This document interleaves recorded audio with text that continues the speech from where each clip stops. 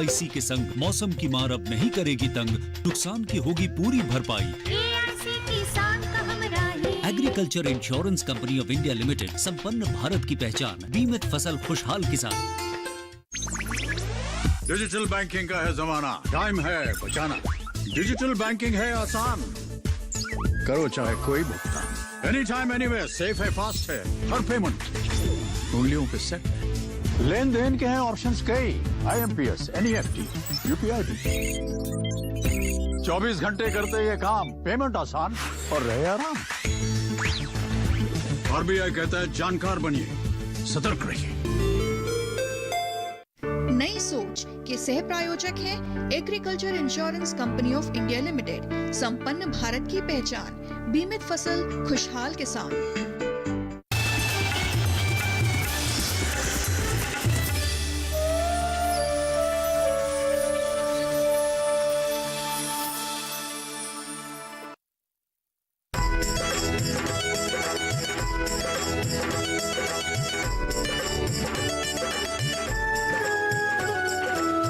सोच के नई सुबह आई है तेरी अंगनाई में, उठ जाग मेरे धरती के लाल रंग भर अपनी अंगड़ाई में। ये धरती अन्न की जननी है, कुछ और नई से पैदा कर, खेतों में सीप के बीज डाल, मोती के दाने पैदा कर, खेतों को हर एक चूनर दे, सोरंग दे फसल के फूलों को, फागुन को लाल गुलाल रंग दे, गीत सावन के झूलों को। नई सोच, नई सोच, नई सोच। मैं रोज सवेरे पंचायत दफ्तर चली जाती हूँ और घर के सारे काम माँ अकेले करती हैं, इसलिए मुझे घर जाना होगा ताकि मैं माँ का हाथ बटा सकूं। मुझे आज्ञा दीजिए। क्यों उसका प्रपोजल एक्सेप्ट नहीं कर पा रही है वो? देखो मनीषा, हर आदमी की अपनी अलग अलग प्राथमिकताएं होती है। दामिनी शादी करके घर बसाने की बजाय अभी देश और समाज की सेवा करना चाहती है। लेकिन अरविंद जी, हर चीज का एक उचित समय होता है। अभी उन लोगों की उम्र है, जीवन साथी चुन सकते हैं अभी और आप ही बताइए, हम दोनों की शादी किस उम्र में हुई थी? मनीषा, आज के यूथ हमारी तुम्हारी तरह शादी के लिए उतने लालायित नहीं रहते हैं। शादी करना और घर बसाना तो उनके लिए सेकेंडरी ऑप्शन है।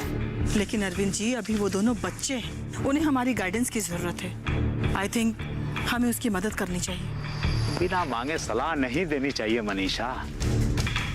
जब वो हमारी सलाह मांगेंगे तो हम जरूर उनकी मदद करेंगे। लेकिन हमारा अजय बहुत परेशान है, पता नहीं क्यों दामिनी उसके दिल की बात समझ ही नहीं पा रही है। फिर तो उचित यही होगा कि इंतजार करो। देखो, रहना उन दोनों को ही साथ है। जब वो एक दूसरे को समझ जाएंगे तो शादी कर लेंगे। ये कैसी बातें कर रहे हैं आप? क्या हम दोनों एक दूसरे को नहीं समझते? इतना गुस्सा होना सेहत के लिए ठीक नहीं है मनीषा। एक माँ का अपने बेटे के इमोशन को लेकर परेशान होना कोई बड़ी बात नहीं है। लेकिन देखो, हम दामिनी पे दबाव नहीं डाल सकते हैं कि शादी करने का फैसला सिर्फ और सिर्फ दामिनी को लेने का हक है। हमारे बेटे से उसको शादी करनी है या नहीं करनी है, डिसीजन दामिनी को लेना है। सही कहा आपने प्रोफेसर साहब, डिसीजन तो दामिनी को ही लेना है। तो फिर गुस्सा थूको और चलो।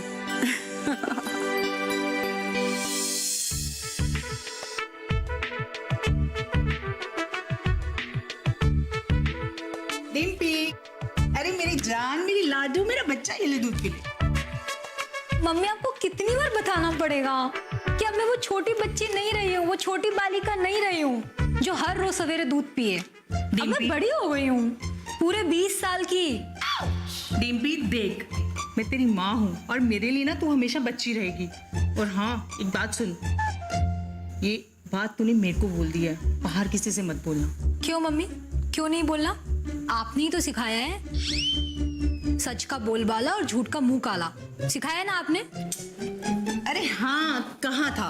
लेकिन मेरी बात सुनना, अगर तू किसी को बोलेगी कि तू 20 बरस की हो गई है तो फौरन हिसाब लगाएगा कि मैं यानी कि तेरी माँ 40 बरस की हो गई। अरे तो हिसाब लगाने दो ना, हमें क्या फर्क पड़ता है? फर्क पड़ता है बेटा, फर्क पड़ता है। देख, हर औरत चाहती है कि वो हमेशा खूबसूरत और जवान दिखे, और मैं तो हमेशा जवान दिखना चाहती हूँ। तुझे पता है, आज भी अगर मुझे कोई पूछता है कि आप कितने बरस के हो, तो मैं यही बोलती हूँ कि मैं 35 बरस की हूँ। और हाँ, मैंने तो अपने पंचायत वाले कागजात में भी 35 वर्ष लिखाई है अपनी उम्र। मम्मी आप कितनी चालाक हो। चालाक नहीं डिम्पी, चालाक का मतलब कुछ और होता है। बुरे लोग चालाक होते हैं। तो यूं कह कि तेरी माँ तो बहुत समझदार है, बहुत बुद्धिमान है। सॉरी मम्मी, अब मैं आपकी ये बात हमेशा याद रखूंगी। अच्छा मम्मी, ये बताओ, मैं बचपन में बहुत सुंदर थी? हाँ, बहुत सुंदर थी, पर उतनी नहीं जितनी अब है। लाखों में क्या मेरी लाडो रानी। Thank you mummy. अच्छा चल, अब दूध पी ले, नाश्ता कर ले। मम्मी, मैं नाश्ता भी कर लूंगी और रोज 3 से 4 गिलास दूध भी पीऊंगी। मैं तो अपना वचन निभाऊंगी। आप अपना वचन कब निभाएंगी? वचन? अरे इतनी बड़ी भूल कैसे होगी मेरे से? किस वचन की बात कर रही है तू? आप भूल गई? आपने कहा था पंचायत का चुनाव जीतने के बाद हम दोनों दिल्ली जाएंगे और ढेर सारी शॉपिंग करेंगे। अरे याद है, याद कैसे नहीं रहेगा? मेरा वचन, गीता की कसम। तो फिर कब जाएंगे हम? देख, रंजीत चुनाव हार गया है, अभी तेरे डैडी बहुत गुस्से में हैं। इस समय उनके साथ जाके शॉपिंग की बात करना मतलब खतरे से खाली नहीं है। एकदम से लाल पीले हो जाएंगे। कुछ समय देते हैं, मौसम बदल लेने दे, फिर हम शॉपिंग की बात करेंगे और चलेंगे। ठीक है मम्मी, जैसा आप कहें। अब आपसे बेहतर डैडी को कौन जानता है? वो क्या है ना सुलेमान चाचा, आप लोगों से मिलने का मन कर गया तो आ गए आपके घर चाय पीने। अरे बेटा, इसे अपना ही घर समझो। ये लीजिए गर्मा गर्म नाश्ता, जल्दी से खा लीजिए, ठंडा हो गया तो फिर मजा नहीं आएगा। वाह, तभी मैं सोचूं कि इतना बढ़िया खुशबू किधर से आ रहा है, और आपने हमसे बिना पूछे पता नहीं क्या क्या बना लिया। इस वक्त चाय की बहुत तलब लग रही थी। Thank you. You are welcome. Rashida Angrezi की किताबें खरीद के लाई हैं, और रोज शाम को आस पड़ोस के बच्चे हमारे घर आ जाते और उन्हें ये पढ़ाती भी हैं और उनके होमवर्क करने में उनकी मदद भी करती हैं। ये तो बहुत अच्छा काम करते हैं रशीदा चाचिया। अगर आपको मेरी भी जरूरत पड़े ना तो मुझे याद कर लीजिएगा। हाँ हाँ, क्यों नहीं बुलाऊंगी। Thank you. रशीदा, तुम अंग्रेजी तो बहुत अच्छा बोलने लगी हो। मनीषा आपा सिखाती है मुझे। जब भी थोड़ी फुर्सत मिलती है तो उनके यहाँ चली जाती हूँ। अब तो अंग्रेजी में बहुत सारे शब्द भी सीख लिए हैं मैंने। देखते जाओ, साल भर में अंग्रेजी में गिटर पिटर करने लगूंगी। ये तुम बहुत अच्छा कर रही हो रशीदा। हिंदी और उर्दू के साथ साथ तुम्हें अंग्रेजी का ज्ञान भी होना चाहिए। अब तुम पंचायत की सदस्य हो और पंचायत से जुड़े हुए अंग्रेजी की किताबें तुम पढ़ भी सकती हो और उसे समझ भी सकती हो। बिल्कुल सही कहा आपने सुलेमान चाचा। आज अंग्रेजी बहुत जरूरी विषय हो गया है।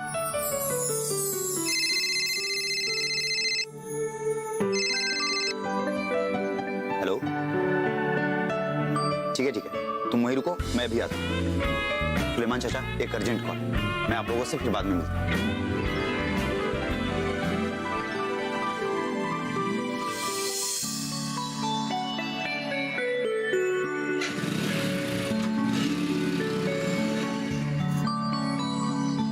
क्या हुआ दामिनी, तुमने मुझे अचानक क्यों बुलाया? सब खैरियत तो है?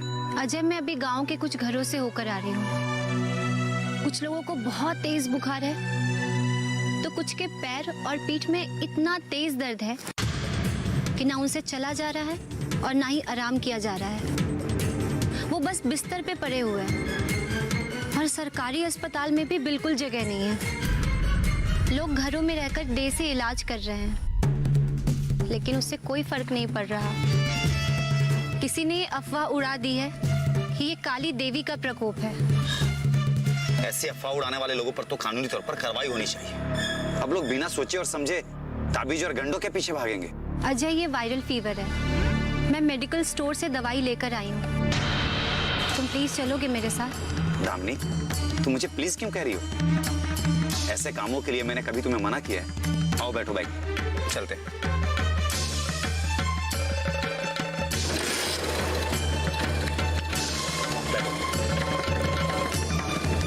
चले? हाँ।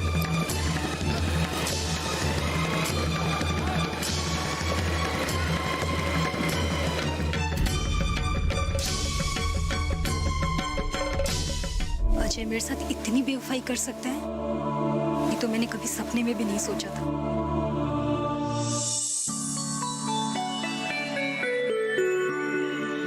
वाह भाभी, क्या चाय बनाई है, मजा आ गया।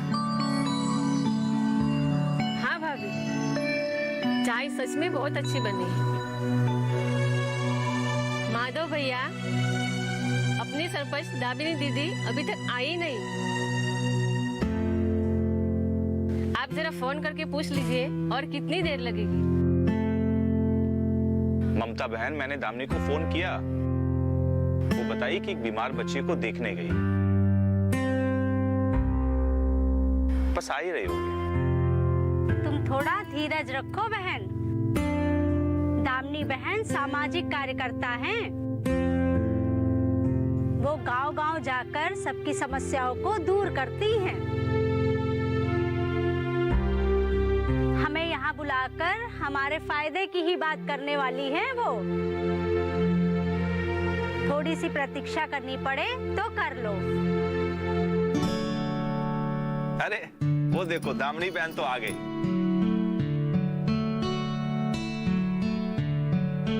नमस्ते दामिनी दीदी।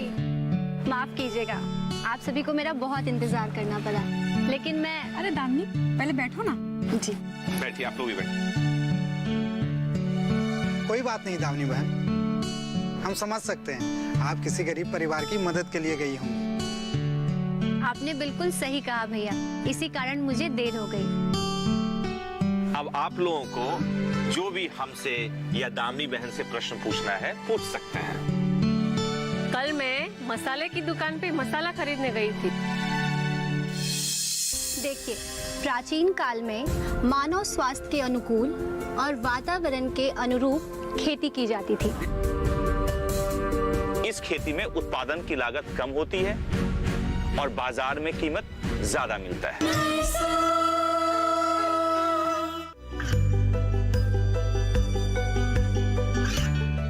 गांवों और पिछड़े क्षेत्रों में सरकारी योजनाओं की जानकारी पहुंचा। देश में कौशल और क्षमता विकास कर ग्रामीणों को सामाजिक बदलाव और विकास से जोड़ने की दूरदर्शन किसान की पहल चौपाल चर्चा देखें सोमवार से शुक्रवार सुबह 9 बजे।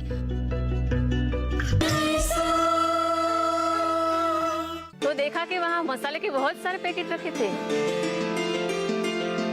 उन पर ऑर्गेनिक लिखा था। इसका क्या अर्थ है दीदी? ऑर्गेनिक का अर्थ है जैविक। ये तो मैं भी जानती हूँ, किंतु मसाले के पैकेट पे ये क्यों लिखा था? पहले तो कभी ऐसा लिखा हुआ नहीं देखा। हाँ, ये तो मैंने भी देखा है। खाने पीने की कुछ और वस्तुओं पर ऐसा ही छपा हुआ था। उनकी कीमत थोड़ी ज्यादा थी, लेकिन तब भी बहुत सारी महिलाएं वही खरीद रही थी। दामिनी बहन, आज इसके बारे में बताइए। देखिए, प्राचीन काल में मानव स्वास्थ्य के अनुकूल और वातावरण के अनुरूप खेती की जाती थी, जिससे जैविक और अजैविक पदार्थों के बीच आदान प्रदान निरंतर ही होता रहता था। और हाँ, साथ ही साथ इससे वातावरण भी प्रदूषित नहीं होता था। हाँ, तो फिर क्या हुआ? संपूर्ण विश्व की आबादी बढ़ने से बढ़ती हुई जनसंख्या के लिए अन्न का प्रावधान करना एक गंभीर समस्या बन गई है। उपज बढ़ाने के लिए कारखानों में बने तरह तरह के रासायनिक खादों, जहरीले कीटनाशकों और अन्य रसायनों का उपयोग किया जाने लगा। इन्हीं रसायनों और कीटनाशकों का उपयोग तो हम अपने खेत में भी करते हैं। किंतु क्या तुम ये जानते हो कि इस तरह से अन्न का उत्पादन तो बढ़ जाता है, पर खेत की मिट्टी कमजोर होती जाती है। कीट पतंगों में भी इन तरह के दबावों में प्रतिरोध बढ़ता जाता है। अगले साल और ज्यादा खाद और दवाइयों का उपयोग करना पड़ता है। इससे वातावरण भी प्रदूषित हो जाता है तथा मनुष्य का स्वास्थ्य भी खराब हो जाता है। रासायनिक खादों और दवाइयों के दुष्परिणाम से तंग आकर अब हम फिर से प्रकृति की ओर लौट रहे हैं। जब किसान बहन भाई अपने खेतों में केवल प्राकृतिक रूप से प्राप्त खाद जैसे गोबर कंपोस्ट और कीटनाशक जैसे नीम की खल्ली इत्यादि का प्रयोग करते हैं, तो इन खेतों से प्राप्त उपज को जैविक या ऑर्गेनिक कहते हैं। मतलब कि कारखानों में बनने वाले खाद और दवाइयों की खेती से पूरी बिदाई, पर उपज में जो कमी होगी और हम किसानों का जो नुकसान होगा उसकी भरपाई कैसे करेंगे? जैविक विधि से कृषि करने से शुरू में तो उपज कम हो सकती है। इस खेती में उत्पादन की लागत कम होती है और बाजार में कीमत ज्यादा मिलता है, अर्थात खेती में मुनाफा ज्यादा होता है। माधव भैया, जैविक खेती से होने वाले फायदों के बारे में जरा विस्तार से बताइए ना। भूमि की उपजाऊ क्षमता में वृद्धि होना, कम सिंचाई से काम चलाना, रासायनिक खाद पर निर्भरता कम होना, लागत में कमी होना, ये सभी फायदे हैं इसके। और जानते हो इसका सबसे बड़ा फायदा क्या है? क्या है माधव भैया?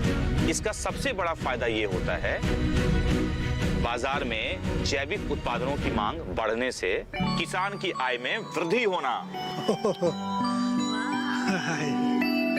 जैविक खाद का प्रयोग करने से भूमि की गुणवत्ता में सुधार आता है। इसकी जल धारण की क्षमता बढ़ती है और पानी का वाष्पीकरण भी कम होता है। भूगर्भीय जलस्तर में भी वृद्धि होती है। मिट्टी, खाद्य पदार्थ और जमीन के पानी के प्रदूषण में भी कमी आती है और खाद बनाने में कचरे का उपयोग होने से बीमारियों में कमी आती है। इसका मतलब है आधुनिक समय में बढ़ती हुई जनसंख्या, पर्यावरण प्रदूषण, भूमि की उर्वरा शक्ति के संरक्षण एवं मानव स्वास्थ्य के लिए जैविक खेती बहुत लाभदायक है। साध्वी भाभी, आपने बिल्कुल सही कहा। दामिनी दीदी, ये बताइए, जैविक खेती करने के लिए हमें सरकार की ओर से कुछ सहायता मिलेगी? सरकार इसके लिए जैविक खेती करने वाले हर किसान बहन भाई को प्रति हेक्टेयर 10,000 रुपए की सहायता देती है। साथ ही प्रत्येक क्लस्टर या 50 किसान बहनों और भाइयों के समूह को जो कम से कम 50 एकड़ में जैविक खेती करते हों, उनके उत्पादों के मुफ्त प्रमाणीकरण की सुविधा भी देती है। इसके लिए कुछ विशेष योजनाओं का नाम इस प्रकार है: mission organic value chain development for north east, परंपरागत कृषि विकास योजना, राष्ट्रीय कृषि विकास योजना और बागवानी के समेकित विकास के लिए मिशन तथा भारतीय कृषि अनुसंधान परिषद का ऑर्गेनिक खेती के लिए नेटवर्क प्रोजेक्ट। जैविक खेती के लिए सरकार ने इतना कुछ किया हुआ है। ये प्रमाणीकरण क्या होता है? इसका अर्थ क्या होता है? इसका अर्थ ये है कि कोई तो ऐसा होना चाहिए कि जो जांच परख कर बताए कि जो खेती कर रहे हैं वो ऑर्गेनिक है या नहीं। जिस उत्पाद को आप जैविक कह रहे हैं वो जैविक है या नहीं। जैविक उत्पादन के प्रमाणीकरण के लिए बने विभिन्न संस्थाओं के लिए भारत सरकार एक राष्ट्रीय कार्यक्रम चला रही है जिसके अंतर्गत जैविक उत्पादन के राष्ट्रीय स्टैंडर्ड को लागू किया जाता है। माधव भैया, हम इस मौसम से जैविक खेती की शुरुआत जरूर करेंगे। वेरी गुड भोलू भैया। अच्छा, अब आप सब ये बताइए कि आप लोगों को और कोई सवाल करना है? अभी तो नहीं, लेकिन जब भी आवश्यकता होगी हम आपसे ही प्रश्न पूछने आएंगे। जरूर आइएगा। आपने और माधव भैया ने जिस तरह विस्तार से समझाया है उसके लिए बहुत बहुत धन्यवाद।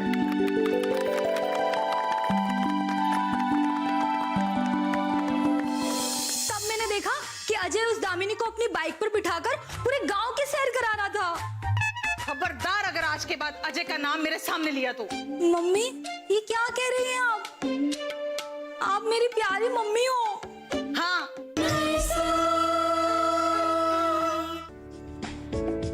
ये कामयाबी है अन्नदाता की। ये कहानी है खेत और खलिहानों की। कैसे करें अपने पशुओं की देखभाल, जानिए गांव-गांव के किसानों का हाल। देखिए गांव किसान, सोमवार से शुक्रवार दोपहर 12 बजे सिर्फ डीडी किसान पर।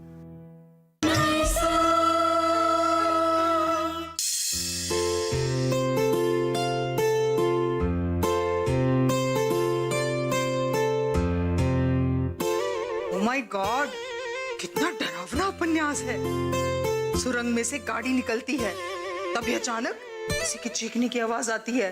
और वो आवाज सुनकर मीना पलंग से नीचे गिर जाती है और फिर अचानक मम्मी, ये मेरे साथ क्या हो रहा है? क्यों हो रहा है?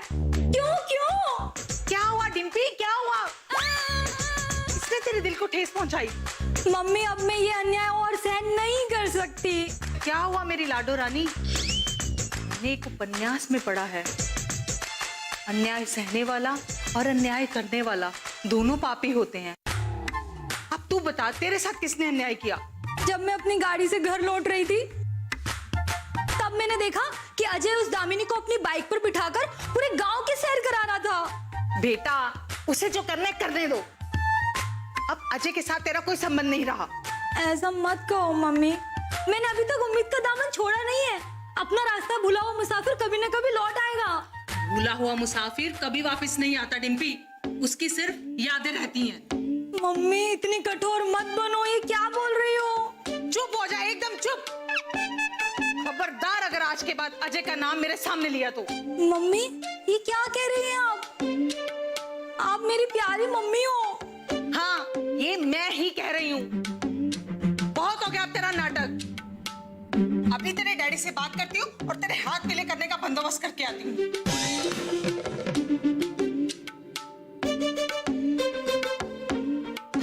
ये मेहंदी का रंग तो लाल होता है, ये मम्मी पीला क्यों बोल रही है? पूछना पड़ेगा मम्मी से।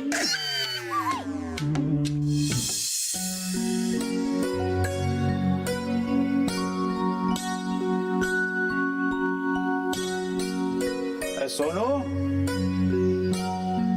चाय लाना। लीजिए सर, आपके लिए गर्मा गर्म चाय। सर, सुबह से तीसरी बार चाय है, अब चाय नहीं मिलेगी, मैडम ने मना किया है। मैडम ने मना किया है, चाय नहीं मिलेगी, लेकिन मिस्टर सोनू तो मुझे चाय बना के देंगे ना। सॉरी सर, मैडम के आदेश का पालन करना मेरा कर्तव्य है। मैडम सही कह रही है।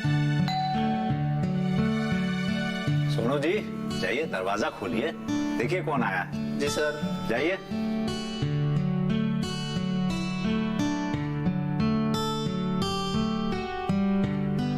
नमस्ते नमस्ते, आइए आइए। अरे नमस्ते। नमस्ते भाई साहब। नमस्ते नमस्ते, आइए बैठिए। भाई साहब, मनीषा जी घर पे हैं? हाँ हाँ है ना, बैठिए आप लोग बैठिए। क्षमा कीजिए भाई साहब, बिना फोन किए ही आ गए। अच्छा कोई बात नहीं, बैठिए।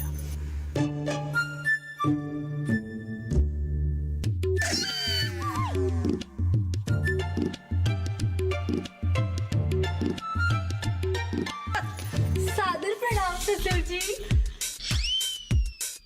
ससुर जी? ये क्या कर रही हो तुम? मैंने आपको मन से पूज्य ससुर जी मान लिया था, अभी भी मानती हूँ और भविष्य में भी मानती रहूंगी। जबकि कड़वा सच ये है कि ना तो नौमन तेल होगा और ना ही राधा नाचेगी।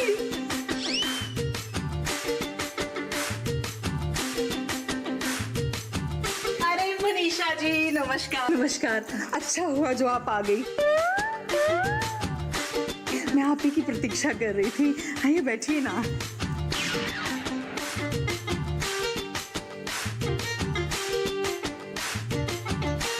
हाँ तो बेटी तुम क्या कह रही थी, मैं कुछ समझा नहीं। अरविंद जी ये क्या कहेगी बेचारी, जिसका मन परेशान हो, दिल टूट चुका हो, वो भला क्या बोलेगी बच्ची।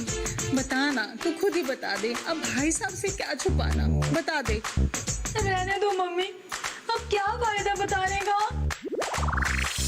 ये तो प्रदूषण कई प्रकार के होते हैं, उसमें से एक है जल प्रदूषण।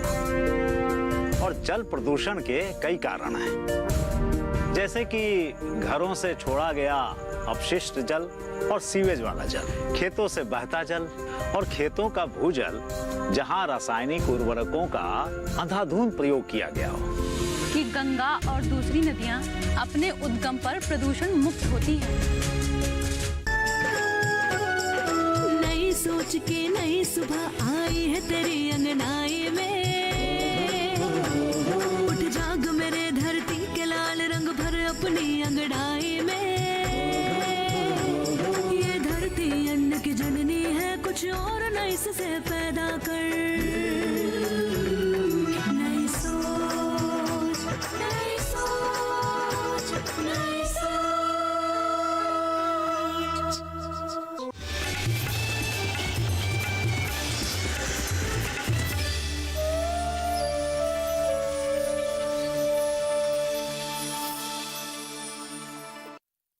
नई सोच के सह प्रायोजक थे एग्रीकल्चर